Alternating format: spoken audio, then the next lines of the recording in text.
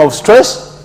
Others are even committing suicide, Honorable Speaker, because they cannot manage the debt.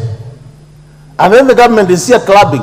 I think, Honorable Speaker, as a House, we need to make a simple decision, a very firm decision, that as a House, we push the executive, even if it means, I agree with somebody who was proposing, Honorable Speaker, we can borrow this money through an infrastructural bond or through Eurobond, another Eurobond, that we pay our own people.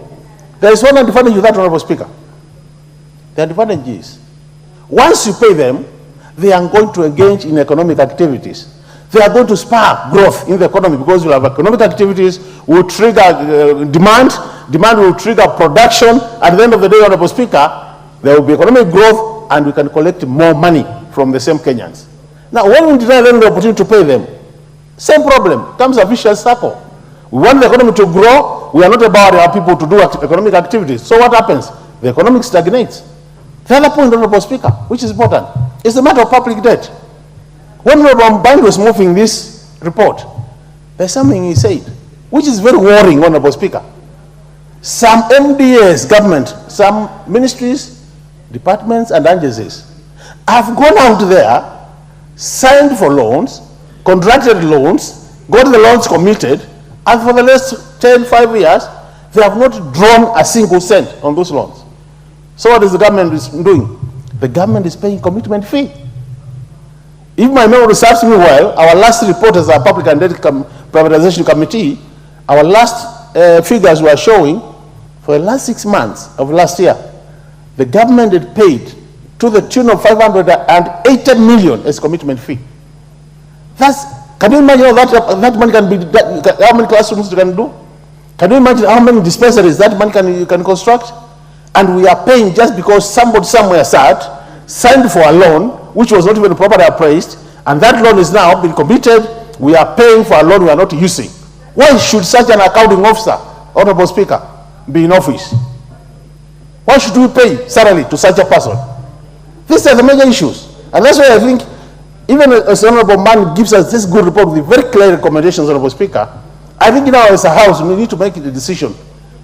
If our implementation committee was working excellently, Honorable Speaker, and I think we need to strengthen that committee, these are some of the recommendations should be taken today, run with them, and I can tell you, Speaker, we will save this country so much resources that there will be no need to float any Eurobond. We'll be able to get enough money to sort our people. The other matter, Honorable Speaker, on these loans. You know, there are situations where we are borrowing loans, Honorable Speaker, and in terms of application of the loan, and I want to give a very good example, Honorable Speaker. Honorable Speaker, you, me, and Band and Wango were here in 2014. We were here when the current Eurobond was being taken. And all along, the Auditor General has been saying he was not sure where that money was applied. And now you can see, we don't need any evidence. Because after 10 years of borrowing this money, if we had invested this money in a productive activity, the loan would be repaying itself. Now, we have gone out there to Eurobond again to take another Eurobond to pay back the Eurobond of 2014. What does it mean?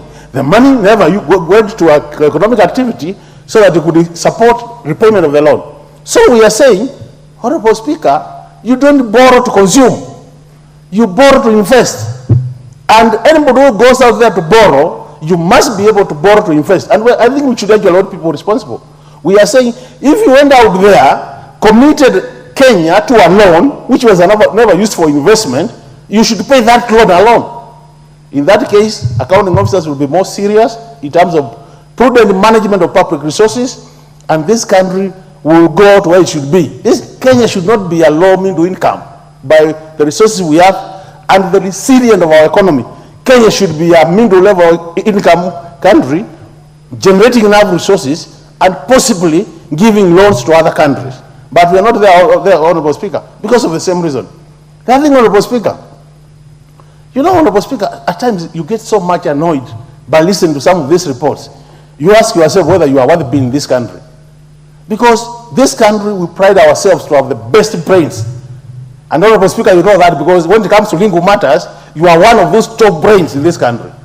We have top economists in this country. We have top accountants. We have top engineers. We have everybody top. And despite all these top brains sitting in offices, look at where we are. Honorable Mbadi is telling us we have not been doing anything for the last 10 years. We continue generating